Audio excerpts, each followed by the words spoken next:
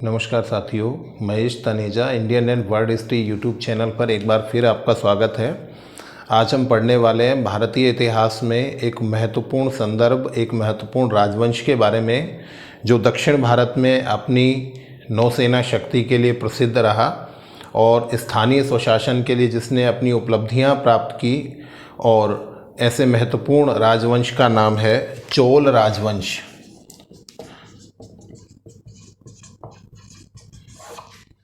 देखिए, चोल राजवंश के बारे में बातचीत करने से पहले हम दक्षिण भारत के मैप को एक बार फिर देख लें। और जब हम इसे देखेंगे तो हमारे पास बहुत सारी चीज़ें बहुत आसान हो जाएंगी, जहाँ से हम दक्षिण भारत के संदर्भ को समझ पाएंगे। चोल साम्राज्य की जो शुरुआत है वो 850 ईस्वी से मानी जाती है। आपको बता दें, एक प्राचीन चोल साम्राज्य अलग से था जिसका विवरण संगम काल के अंतर्गत पढ़ा जाता है। यहाँ पर जिस चोल वंश की हम बात कर रहे हैं वो 850 ईस्वी से स्टार्ट होगा। और इस राजवंश की अवस्थिति के बारे में हम देखें तो हमने आपको बताया था कि यहाँ पर गोदावरी, इस तरह से नदियों का क्षेत्र देख लेते हैं। उसके बाद यहाँ कृष्णा, ये तुंगभद्रा, ये हमने पढ़ा था गोदावरी, ये कृष्णा, ये तुंगभद्रा। उसके अलावा यहाँ दो और नदियों के नाम हमने पढ़े थे, पेन्नार,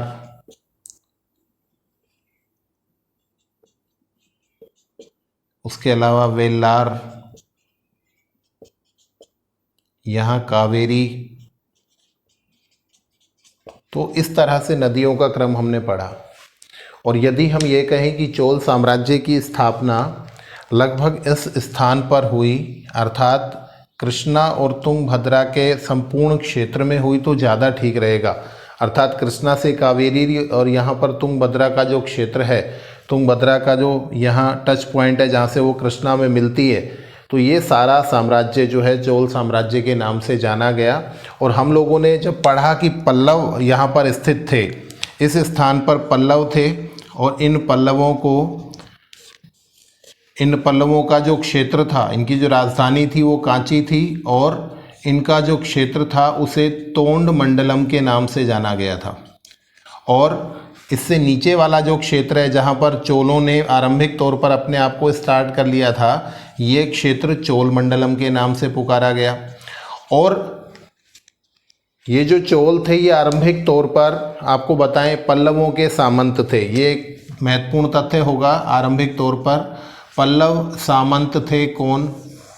ये चोल। ठीक है। तो अब इन्होंने जब पल्लवों को पूरी तरह से समाप्त कर दिया तो एक बहुत बड़े साम्राज्य की स्थापना इन्होंने कर ली, और ये प्रसिद्ध राजवंश दक्षिण भारत में रहा। इस राजवंश के बारे में कुछ महत्वपूर्ण बातचीत हम करें, उससे पहले कुछ और राजवंशों को इनके समकालीन स्थिति में देखते हैं। देखिए, यहाँ पर वेंगी का चालुक्य साम्राज्य, उत्तर में वेंगी के चालुक्य, इनके समकालीन यदि हम पश्चिम में चले आएँ तो यहाँ हम प्राप्त करते हैं कि एक बहुत बड़ा साम्राज्य लेकर बैठे हैं राष्ट्रकूट। और इन्हीं राष्ट्रकूट के स्थान पर बाद में आएंगे कल्याणी के चालुक्य। आपको याद होगा कि वातापी के चालुक्य भी यहीं थे, कर्नाटक क्षेत्र में। उसके बाद यहाँ से राष्ट्रकूट आ गए और राष्ट्रकूटों के बाद कल्याणी के चालुक्य। तो इनका भी सामना होने वाला है। केरल के क्षेत्र को एक बार हम देख लें। केरल के क्षेत्र में इस समय थे चेर, ये इंपॉर्टेंट होगा हमारे लिए। और गंग वंश की कुछ शाखाएं भी हमें छोटे मोटे तौर पर देखने को मिलती हैं। और दक्षिण में, सुदूर दक्षिण में जो हैं वो हमें दिखाई देते हैं पांडे। तो इस तरह से आपको एक फर्स्ट पिक्चर समझ में आ जानी चाहिए कि उस समय की लोकेशन क्या थी। अब देखिए, चोलों के बारे में कुछ महत्वपूर्ण जानकारियों को समाहित करते हैं। और सबसे पहली जानकारी ये कि चोल राजवंश के बारे में हमें जानकारियां मिलती कहाँ से हैं। तो आपको बताएं, इनके सबसे प्रतापी शासक के तौर पर राजराजा फर्स्ट और राजेंद्र फर्स्ट का नाम लिया जाता है। और राजेंद्र फर्स्ट का एक प्रशस्ति है, एक अभिलेख है जिसका नाम है तिरुवालंगाडू। तिरुवालंगाडु।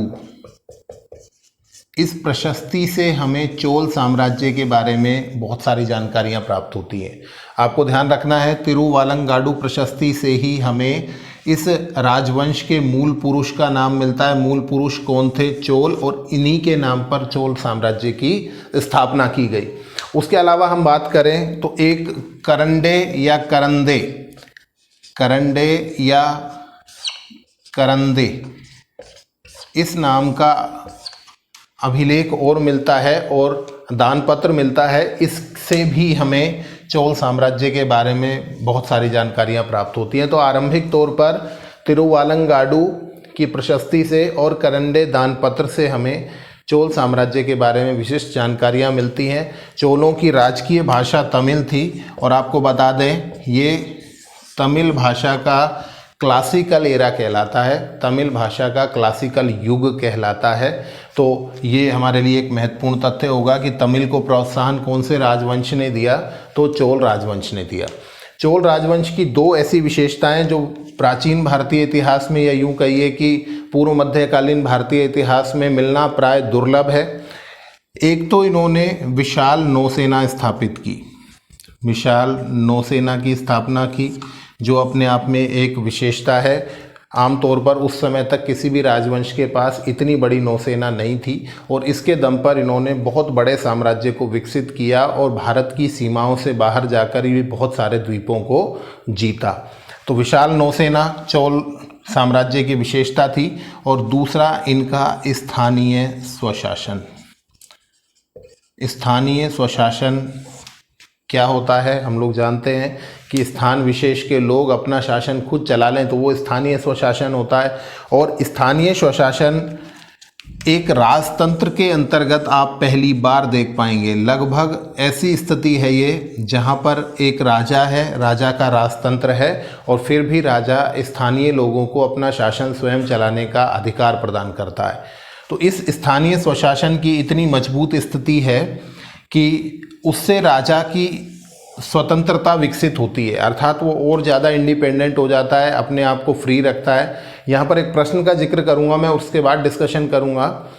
राजस्थान में RAS एग्ज़ाम मतलब सिविल सर्विसेज में, यहाँ पर राजस्थान में एक क्वेश्चन पूछा गया था कि चोल स्थानीय स्वशासन का राजा के लिए क्या महत्व था। तो आपको मैं इन दोनों चीज़ों को कनेक्ट करके बताता हूँ कि इनका क्या यूज़ था। देखिए, यहाँ पर स्थानीय स्वशासन होने की वजह से राजा के जो दायित्व हैं वो कम हो जाएंगे। राजा के दायित्वों में क्या हो जाएगी? कमी हो जाएगी, अर्थात उनके पास ज़्यादा काम नहीं रह जाएगा। उसे बहुत चिंता नहीं है, क्योंकि स्थानीय लोग खुद ही टैक्स इकट्ठा करेंगे, खुद ही विकास के कार्य करेंगे, और जो शेष है उसका अधिशेष है वो राजा के पास जमा करा देंगे। इसका मतलब राजा के दायित्वों में कमी हो जाएगी, और जब राजा को इतनी टेंशन नहीं रहेगी तो वो टोटल फ्री है। और जब टोटल फ्री है राजा, तो वहाँ पर उसके पास एक विशाल नौसेना है, और नौसेना के दम पर वो भारत से बाहर बहुत सारे द्वीपों को, क्षेत्रों को विजित कर सकता है, अपने साम्राज्य को बढ़ा सकता है। तो ये महत्व पूछा गया था। तो आपको ध्यान रखना है, स्थानीय स्वशासन और नौसेना के दम पर चोलों ने भारत से बाहर भी बहुत बड़े साम्राज्य की स्थापना कर दी। ठीक है, तो चोलों के बारे में आरंभिक जानकारी हमारी आ गई। इन अभिलेखों से हमें जानकारियाँ मिलती हैं, और ये दो विशेषताएं जो अपने आप में विशिष्ट स्थिति को बताती हैं, ये हमें जानना है। उसके अलावा इनका राजकीय चिन्ह या राजकीय पशु भी आपको याद रखना है, बाघ। जैसे मैंने पल्लवों के बारे में कहा था कि पल्लव जो हैं उनके नाम में सिंह सिंह मिलता है, तो सिंह ही उनका राजकीय पशु या चिन्ह है, क्योंकि दहाड़ते सिंहों का चित्रांकन उन्होंने मुख्य रूप से किया है। यहाँ पर हम पल्लवों के सामंत चोलों की बात कर रहे हैं, और चोल राजवंश का जो राजकीय पशु या राजकीय चिन्ह है वो कौन सा है? तो वो है बाघ। ठीक है, तो ये कुछ आरंभिक विशेषताएं हमने देख ली। इन विशेषताओं के अलावा इनका मुख्य क्षेत्र देख लें हम।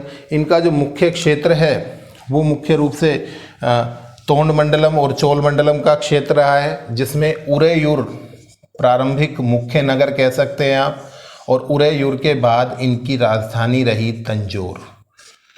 ठीक है, उरेयूर के बारे में कहा जाता है कि कपास और सूती वस्त्र के लिए बहुत प्रसिद्ध स्थान था, और कुछ समय तक ये चोल साम्राज्य की राजधानी रही। उसके अलावा तंजौर, इनके उत्कर्ष काल की राजधानी, मुख्य राजधानी जो है वो तंजौर को स्वीकार किया जाता है। और बाद में आप लोगों ने सुना होगा, पढ़ा होगा, राजेंद्र फर्स्ट ने गंगईकोंड चोलपुरम की स्थापना की, उसको राजधानी बनाया। तो राजधानी इनकी परिवर्तनशील रही है, ये मुख्य रूप से जानना है। उपराजधानी के तौर पर यह कहा जाता है कि जब इन्होंने पल्लवों से कांची को छीन लिया तो कांची को इन्होंने उपराजधानी बना लिया था। ऐसी जानकारियाँ भी हमें चोल साम्राज्य के बारे में प्राप्त हो जाती है।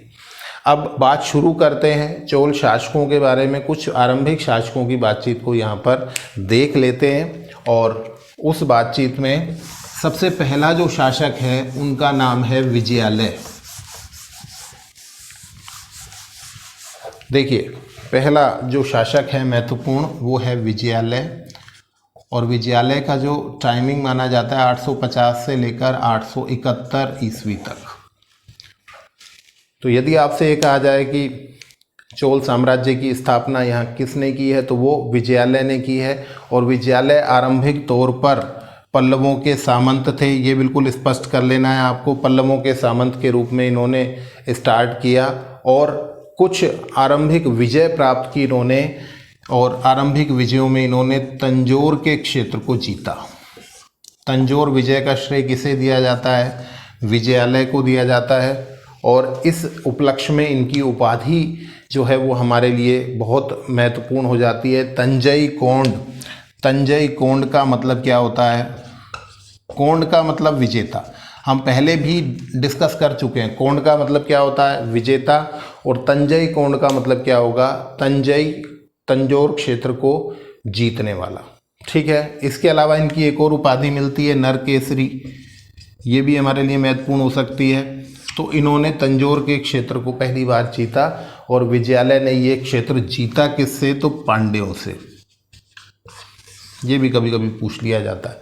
तो पल्लवों के सामंत के रूप में इन्होंने अपना विकास इधर नीचे की ओर करना शुरू किया और पांड्य क्षेत्र से इन्होंने तंजौर जीत लिया और एक साम्राज्य की स्थापना की जिसे चोल राजवंश के नाम से जाना जाता है।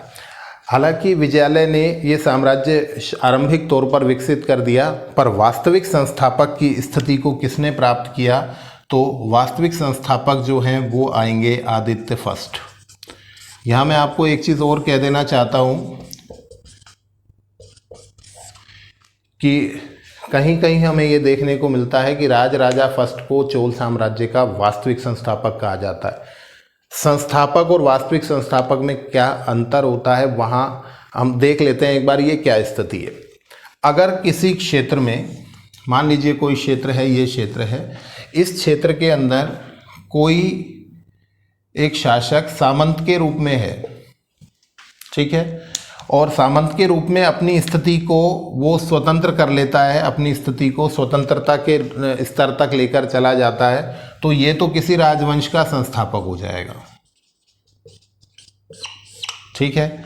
और यदि पहले वाले साम्राज्य को समाप्त करके या पहले वाले साम्राज्य की स्थिति को, राजवंश की स्थिति को समाप्त करके यदि आप इस पूरे पर नियंत्रण करने की स्थिति में आ जाते हैं तो आप कहलाएंगे वास्तविक संस्थापक। ठीक है। मैं यहाँ पर उदाहरण देना चाहूँगा गुप्त साम्राज्य का। गुप्त काल के अंदर यदि आप जाएंगे तो वहाँ पर श्रीगुप्त का नाम मिलता है संस्थापक के रूप में। और श्रीगुप्त जो थे वो केवल एक क्षेत्र विशेष में सामंत के रूप में दिखाई देते हैं, किंतु बाद वाले जब आए चंद्रगुप्त फर्स्ट वहाँ पर आते हैं तो वो एक बड़े साम्राज्य को विकसित करते हैं, पहले वाली सत्ता को वहाँ से समाप्त कर देते हैं, हटा देते हैं, तो वो क्या कहलाएंगे? वो वास्तविक संस्थापक कहलाएंगे। तो इस अर्थ में यहाँ आदित्य फर्स्ट को वास्तविक संस्थापक मान सकते हैं और राजराजा फर्स्ट को भी मान सकते हैं। क्यों मान सकते हैं? क्योंकि आदित्य फर्स्ट ने अंतिम महत्वपूर्ण पल्लव शासक अपराजित को हरा दिया। अपराजित या अपराजित वर्मन नाम से जो शासक पल्लव साम्राज्य का अंतिम महत्वपूर्ण शासक था उनको पराजित कर दिया, हरा दिया। और इस वजह से आदित्य फर्स्ट को चोल साम्राज्य का वास्तविक संस्थापक माना जाता है। जबकि राजराजा फर्स्ट में पल्लवों की अंतिम शाखा तक को समाप्त कर दिया गया, अर्थात जो पल्लव थोड़े बहुत किसी शाखा के रूप में थे भी तो उनको पूरी तरह समूल नष्ट करने का काम किसने किया? राजराजा फर्स्ट ने किया। तो इसलिए उन्हें भी वास्तविक संस्थापक स्वीकार किया जाता। तो ये ऑप्शंस पे डिपेंड करेगा आपको कि वहाँ पर आदित्य फर्स्ट आते हैं ऑप्शन में या राजराजा फर्स्ट आते हैं। दोनों आमतौर पर वहाँ पर आपको आंसर में नहीं मिलेगा, क्वेश्चन में नहीं मिलेगा। तो आपको ध्यान रखना है कि आदित्य फर्स्ट को हम कह रहे हैं ये इस साम्राज्य का वास्तविक संस्थापक है। ठीक है, अब इस वास्तविक संस्थापक की स्थिति को हम देखें कि इन्होंने क्या किया, पल्लवों को समूल नष्ट कर दिया और पल्लवों को समूल नष्ट करने की वजह से ही इन्हें कौन से युद्ध में किया ये पूछ लिया जाता है। तो युद्ध आपको ध्यान रखना है, त्रिपुरम्बियम का एक युद्ध हुआ और इस युद्ध में इन्होंने अपराजित को हरा दिया, पल्लव शासक अपराजित को हरा दिया। और किस क्षेत्र पर अधिकार कर लिया आप देख लीजिए, इन्होंने अधिकार कर लिया तोंड मंडलम पर, और तोंड मंडलम पर जब अधिकार कर लिया तो कोदंडराम की उपाधि धारण की, कोदंडराम की उपाधि धारण की। तोंड मंडलम आपको बताया जहाँ पर पल्लव अवस्थित थे वो तोंड मंडलम कहलाता है, उस क्षेत्र पर अधिकार स्थापित कर लिया और कोदंडराम की उपाधि धारण कर ली। और इसके साथ ही इन्होंने तोंडई नाडु की उपाधि धारण की, और तोंडई नाडु का भी वही मतलब है, तोंडई क्षेत्र का विजेता। तोंडई नाडु क्षेत्र, तोंडई नाडु का मतलब क्या है, तोंडई क्षेत्र का विजेता। तो तोंडई क्षेत्र का विजेता कौन हो गया, आदित्य फर्स्ट हो गया। तो धीरे धीरे हम इसको समझते चले जाएंगे तो हमारे लिए ये साउथ की लैंग्वेज जो है ये आसान होती चली जाएगी। तो आप यहाँ पर बिल्कुल स्पष्ट कर लें कि विजयालय ने पांड्यों से तंजौर जीता था, तो तंजई कौन कहलाए, तंजई के विजेता।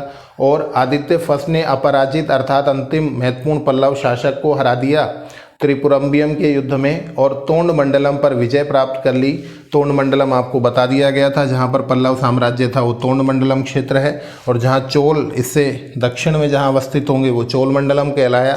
तो तोंड मंडलम पर विजय के उपलक्ष्य में दो उपाधियाँ इनकी प्राप्त होती हैं, तोंडई नाडु और कोदंडराम। ये दोनों ही उपाधियाँ आपको ध्यान रखनी है आदित्य फर्स्ट की। ठीक है, तो ये हो गए चोल साम्राज्य के वास्तविक संस्थापक। इसके अलावा इन्होंने कुछ वैवाहिक संबंध भी स्थापित किए, किनके साथ, जो अवशिष्ट पल्लव थे उनके साथ, राष्ट्रकूटों के साथ और चेरों के साथ। और मुझे लगता है कि जब अपन ने मैप पढ़ लिया होगा तो निश्चित रूप से हमको समझ में आ रहा होगा कि यहाँ राष्ट्रकूट है तो इनके साथ, चेरों के साथ और पल्लवों के साथ, जो पल्लव अवशिष्ट हैं बचे हुए थे उनके साथ वैवाहिक संबंधों की स्थापना का श्रेय भी दिया जाता है किसको, आदित्य फर्स्ट को। ठीक है, तो केवल इतनी सी जानकारियाँ, दो शासक हमने पढ़े, पहला विजयालय और दूसरा आदित्य फर्स्ट। इसके बाद आते हैं एक बहुत महत्वपूर्ण शासक चोल राजवंश में, और उनका नाम है परांतक फर्स्ट। परांतक फर्स्ट के बारे में क्वेश्चन जो है बहुत पूछे जाते हैं। राजस्थान में आरटेट के एग्ज़ाम में एक बार 2 प्रश्न पूछे गए, तो परांतक फर्स्ट का प्रश्न जरूर आता है आमतौर पर, तो आप इसका जरूर ध्यान रखेंगे। परांतक फर्स्ट को देखें हम, इनका जो टाइमिंग माना गया है वो मुख्य रूप से 907 से 955, बहुत लंबा टाइम है, 907 से 955 तक माना गया। ठीक है, इनकी एक उपाधि प्राप्त होती है उत्तम चोल। यहाँ पर एक बात मैं आपको स्पष्ट कर दूं कि उत्तम चोल परांतक फर्स्ट की केवल उपाधि है, जबकि चोल वंश में एक शासक ऐसा भी हुआ है जिसका नाम ही उत्तम चोल है। और मैं आपको यहीं से याद करा दूं कि उस उत्तम चोल ने पहली बार सोने के सिक्के चलाए। चोल साम्राज्य में पहली बार सोने के सिक्के, जिनको काशू कहा जाता था, वो सोने के सिक्के पहली बार किसने चलाए, तो वो उत्तम चोल ने चलाए। तो उत्तम चोल उपाधि वाले ने नहीं, उपाधि है परांतक फर्स्ट की, तो यह केवल क्या है, उपाधि है, उत्तम चोल नाम के शासक ने चलाया। और मैं याद कराने के लिए इस तरह से बात किया करता हूँ कि नाम उत्तम, काम उत्तम, तो आपको ध्यान रखना है कि उत्तम चोल पहला शासक होगा जो बाद में आएगा, वो सोने के सिक्के प्रसारित करेगा पहली बार चोल राजवंश में। ठीक है, तो परांतक फर्स्ट की पहली उपलब्धि की उपाधि मिल गई हमको, कौन सी, उत्तम चोल की। अब देखिए, एक बार मैं इस मैप को खाली कर देता हूं और खाली करके मैं आपको ये बताने की कोशिश करता हूं कि परांतक फर्स्ट के पास क्या क्या टारगेट्स हैं। क्या क्या टारगेट्स हैं एक बार देख लें। यहाँ से मैं एक चीज़ बिल्ड करने की कोशिश करता हूँ, आप लोग थोड़ा सा ध्यान देंगे तो आपको पूरा चोल राजवंश का जो विजय क्रम है यहीं से समझ में आ जाएगा। देखिए, मैं बहुत आगे तक की बातचीत को यहाँ संपादित करूँगा। यहाँ पर हमने देखा पल्लव थे, पल्लवों के बाद यहाँ विकसित हुए चोल, तो ये पल्लव हैं और पल्लवों को पराजित करने का श्रेय किसे दिया जा रहा है? तो पल्लवों को पराजित करने का श्रेय दिया जा रहा है आदित्य फर्स्ट को। ठीक है, तो हम कह रहे हैं कि विजयालय संस्थापक हैं, यहीं से आप स्पष्ट करें, विजयालय तो संस्थापक हैं। आदित्य फर्स्ट ने किसको हराया? पल्लवों को हरा दिया।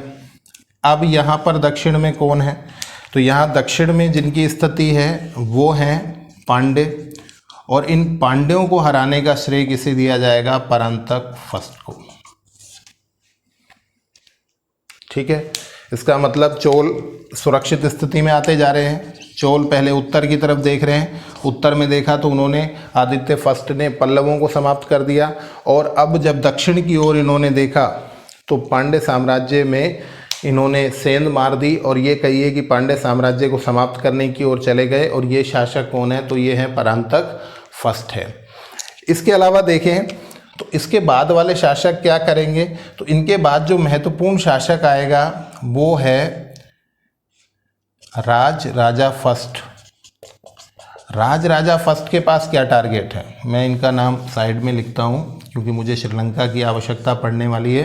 देखिए, इसके बाद जो शासक आएंगे राज राजा फर्स्ट है मुख्य रूप से, और राज राजा फर्स्ट के पास अब टारगेट क्या होंगे? चेर। ठीक है, तो चेरों को हराने का श्रेय किसे दिया जाएगा? राज राजा फर्स्ट को दिया जाएगा। ठीक, उसके अलावा देखिए इनका युद्ध होगा किसके साथ? राष्ट्रकूटों के साथ। और राष्ट्रकूट जो हैं अपने आप में बहुत बड़ी शक्ति के रूप में यहाँ विवाद चलता रहेगा, कोई निश्चित परिणाम नहीं आएगा, और राष्ट्रकूट इन पर हावी पड़ने वाले हैं, तो इस तरफ ये ज़्यादा ध्यान नहीं देने वाले हैं, और केवल राज राजा फर्स्ट चेरों को हरा देंगे और उत्तरी श्रीलंका के क्षेत्र पर विजय प्राप्त करेंगे। देख लीजिए क्रम, विजयालय संस्थापक हैं, आदित्य फर्स्ट पल्लवों को हराएंगे, परांतक फर्स्ट पांड्यों को हराएंगे, फिर राजराजा फर्स्ट आएंगे तो चेरों को हराएंगे, और उत्तरी श्रीलंका के क्षेत्र को जीतकर राजधानी परिवर्तन कर देंगे, इसे अपना एक प्रांत बनाएंगे। ठीक, और अब इसके बाद कौन आएगा? तो इसके बाद आएंगे सबसे प्रतापी शासक राजेंद्र फर्स्ट, और जब राजेंद्र फर्स्ट आएंगे तो उनके पास क्या टारगेट है? तो यहाँ अंदर कुछ ज़्यादा करने का उनके पास है नहीं, तो एक तो उत्तर में केवल वो चले जाएंगे और बंगाल के क्षेत्र में गंगा तक के क्षेत्र को विजित करने का काम कौन करेंगे? ये राजेंद्र फर्स्ट करेंगे। उसके अलावा वो श्रीलंका को, पूरी श्रीलंका को जीतने का काम करेंगे, और इसके बाद भारत के बाहर बहुत सारे द्वीपों पर विजय प्राप्त करने का श्रेय किसे देना होगा? राजेंद्र फर्स्ट को। ठीक है, तो आप इस पिक्चर से, इस मैप से आप सारी कहानी समझ सकते हैं कि आदित्य फर्स्ट, फिर उसके बाद परांतक फर्स्ट, फिर राज राजा फर्स्ट और राजेंद्र फर्स्ट ने किस तरह से दक्षिण भारत में और भारत से बाहर चोल साम्राज्य की स्थापना कर दी। ठीक है, तो अब शुरू करते हैं इस बातचीत को मैप के माध्यम से ही। और हमने कहा कि परांतक फर्स्ट जो हैं उन्हें उत्तम चोल कहा गया, और इन उत्तम चोल की विशेषता ये रही कि इन्होंने श्रीलंका और पांड्य राज्य की संयुक्त सेना को, श्रीलंका और पांड्य राज्य की संयुक्त सेना को इन्होंने पराजित कर दिया। और यहाँ पर बहुत महत्वपूर्ण तथ्य ये रहेगा कि कौन कौन से राजाओं को हराया और किस युद्ध में हराया। तो आपको ध्यान रखना है, ये वेल्लूर का युद्ध था, बहुत फेमस युद्ध है। दक्षिण भारत में बहुत कम युद्ध हैं जिन्हें आपको याद रखना है, तो उनमें से ये बहुत महत्वपूर्ण युद्ध है। श्रीलंका और पांड्य राज्य की संयुक्त सेना को परांतक फर्स्ट ने हराया, और किस युद्ध में हराया? वेल्लूर के युद्ध में। और इस उपलक्ष्य में उन्होंने उपाधि धारण की मदुरई कोंड और मदुरांतक। बहुत सिंपल सा है, अगर आप इसको समझ पा रहे होंगे। पांड्य राज्य की जो राजधानी, पांड्य राज्य का क्षेत्र छीन लिया गया और मदुरई पर अधिकार कर लिया गया। मदुरई राजधानी थी, और इस वजह से जो उपाधि धारण की गई उसे मदुरई कोंड या मदुरांतक के नाम से जाना जाता है। मदुरई कोंड मतलब मदुरई का विजेता, तो मदुरई कोंड मतलब परांतक फर्स्ट।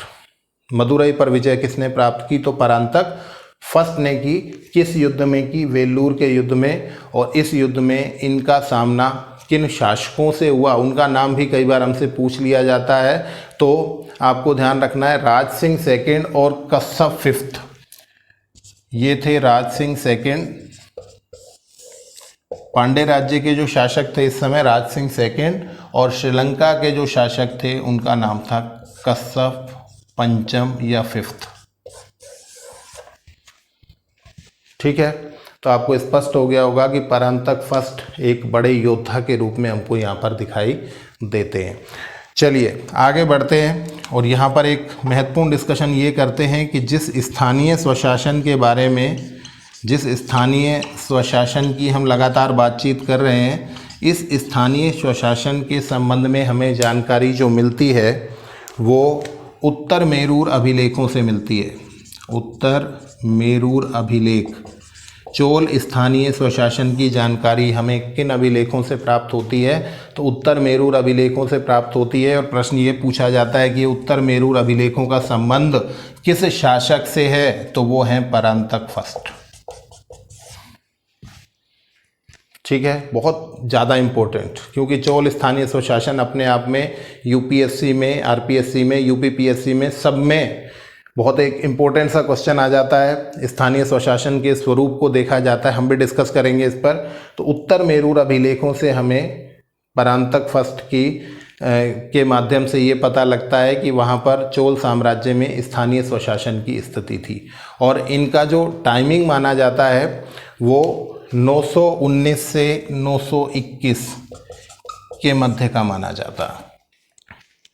ठीक है, तो आपने परांतक फर्स्ट को एक योद्धा के रूप में देख लिया। अब इनकी एक पराजय का जिक्र कर लेते हैं। मैंने आपको कहा था कि चोल जो हैं अपनी नौसेना के लिए प्रसिद्ध हैं, राष्ट्रकूट अपनी थल सेना के लिए प्रसिद्ध हैं। ये स्थिति वैसी है जैसे विश्व इतिहास में आप फ्रांस और इंग्लैंड के बीच में बहुत सारे युद्ध देखते हैं। इंग्लैंड अपनी जल सेना के लिए प्रसिद्ध रहा, फ्रांस अपनी थल सेना के लिए प्रसिद्ध रहा।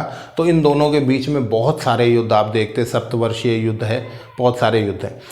तो यहाँ पर भी कहानी ऐसी बनी कि राष्ट्रकूट और चोल एक समकालीन स्थिति में आ गए और इन दोनों के बीच में विवाद होना बिल्कुल निश्चित हो गया, और यहाँ पर एक पराजय का सामना करना पड़ा परांतक फर्स्ट को। Parantaka first versus Krishna third, और ये युद्ध हुआ 949 ईस्वी में, और इसे कहा जाता है तक्कोलम का युद्ध। बहुत इम्पोर्टेंट है। जैसा कि मैंने आपको बताया कि वेल्लूर का युद्ध बहुत प्रसिद्ध है, उसी तरह से ये युद्ध भी बहुत प्रसिद्ध है। ठीक है, परांतक फर्स्ट और कृष्ण थर्ड, कौन जीतेगा? प्रश्न ये है कौन जीतेगा? तो बहुत साधारण सी बात है कि जब ये युद्ध भूमि पर लड़ा जाएगा, जमीन पर लड़ा जाएगा, तो बहुत बड़ा योद्धा कौन हो जाएगा? कृष्ण थर्ड हो जाएगा।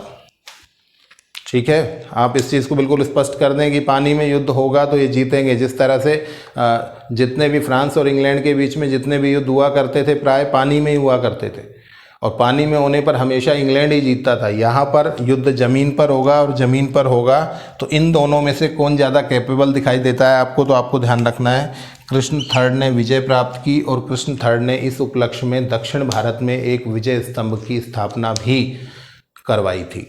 ठीक है, रामेश्वरम के क्षेत्र में एक विजय स्तंभ की स्थापना भी करवाई थी। तो यहाँ पर परांतक फर्स्ट की एक बड़ी पराजय का जिक्र हमने कर लिया है, तो ये भी आपको महत्वपूर्ण रूप से कंठस्थ कर लेना। ठीक है, उसके अलावा परांतक फर्स्ट के बारे में ये कहा जाता है कि इन्होंने अपने साम्राज्य में बहुत सारी नहरें बनवाई, अर्थात किसानों के हित में बहुत सारी नहरें बनवाने का श्रेय भी इन्हें दिया जाता है। ठीक है, और 2 यज्ञ इन्होंने किए, वो आपके लिए इम्पोर्टेंट हैं। हेमगर्भ और तुलाभार।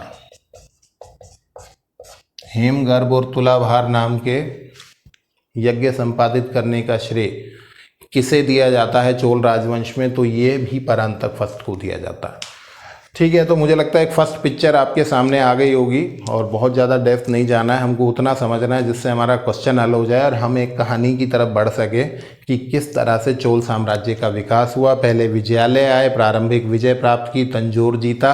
आदित्य फर्स्ट आए, आदित्य फर्स्ट ने पल्लवों को समाप्त किया, अपराजित को हरा दिया और उसके बाद परांतक फर्स्ट आया जिसने पांड्य राज्य से मदुरई छीन लिया और मदुरई कोंड की उपाधि धारण कर ली। ठीक है, अब इसके बाद एक लास्ट बातचीत के साथ हम परांतक फर्स्ट की बातचीत को समाप्त कर लेते हैं। इस युद्ध को जो इन्होंने जीता था, ये मुझे लगता है कि हमको डिस्कस कर लेना चाहिए। इस युद्ध को जीतकर इन्होंने संग्राम राघव की उपाधि धारण की, संग्राम राघव। और मैं इसलिए जिक्र कर रहा हूँ क्योंकि आसान सी उपाधि है।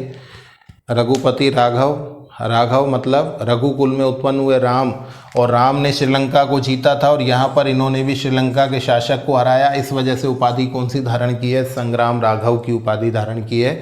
ये भी आपके लिए इम्पोर्टेंट है। चलिए, बात समाप्त होती है परांतक फर्स्ट के बारे में। इसके बाद शासन जो है दुविधापूर्ण स्थितियों में चला गया तक्कोलम के युद्ध के बाद, और अब जो शासक आए तो बहुत महत्वपूर्ण स्थिति को प्राप्त नहीं कर पाए। मैं केवल 2 शासकों के नाम लेकर आगे बढ़ जाऊंगा, और यहाँ पर एक शासक आएंगे परांतक सेकंड। इन परांतक सेकंड को सुंदर चोल भी कहा गया। ये एक जनरल सा क्वेश्चन पूछ लिया जाता है, सिंपल क्वेश्चन आ जाता है कई बार कि सुंदर चोल नाम से प्रसिद्ध चोल शासक कौन सा था? तो परांतक सेकंड था। इन्होंने भी मदुरई पर थोड़ी सी पांड्य क्षेत्र में कोई विजय प्राप्त की थी, क्योंकि पांड्य वापस अपना साम्राज्य प्राप्त कर गए। जैसे ये कमज़ोर पड़े तो पांड्यों का राज्य फिर से विकसित हो गया।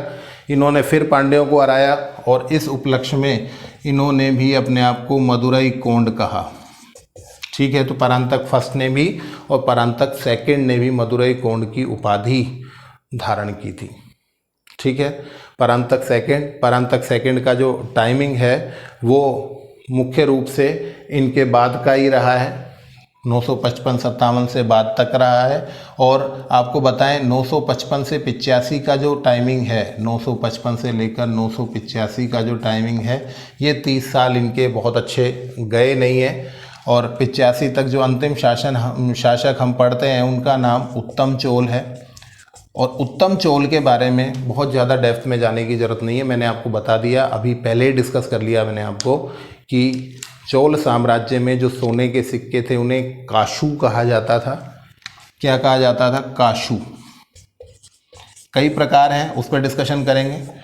काशू कहा जाता था सोने के सिक्कों को, और इन सोने के सिक्कों को शुरू करने वाला, पहले बार सोने के सिक्के चलाने वाला जो शासक है उत्तम चोल। ठीक है, तो नाम उत्तम, काम उत्तम, सोने के सिक्के चलाए इन्होंने। ये एकमात्र ऐसा फैक्ट है जो आपको याद रखना है। ठीक है, तो आज हमने बातचीत कर ली किसके बारे में? विजयालय आदित्य फर्स्ट के बारे में, उसके अलावा परांतक फर्स्ट के बारे में, थोड़ी सी परांतक सेकंड के बारे में और उत्तम चोल के बारे में। अब आएंगे इस साम्राज्य के 2 बड़े पुरोधा, एक राजराजा फर्स्ट और दूसरे राजेंद्र फर्स्ट। तो उनकी बातचीत करेंगे नेक्स्ट क्लास में। जुड़े रहिए, लगातार देखते रहिए Mahesh Taneja Indian and world history YouTube channel. बहुत सारा धन्यवाद।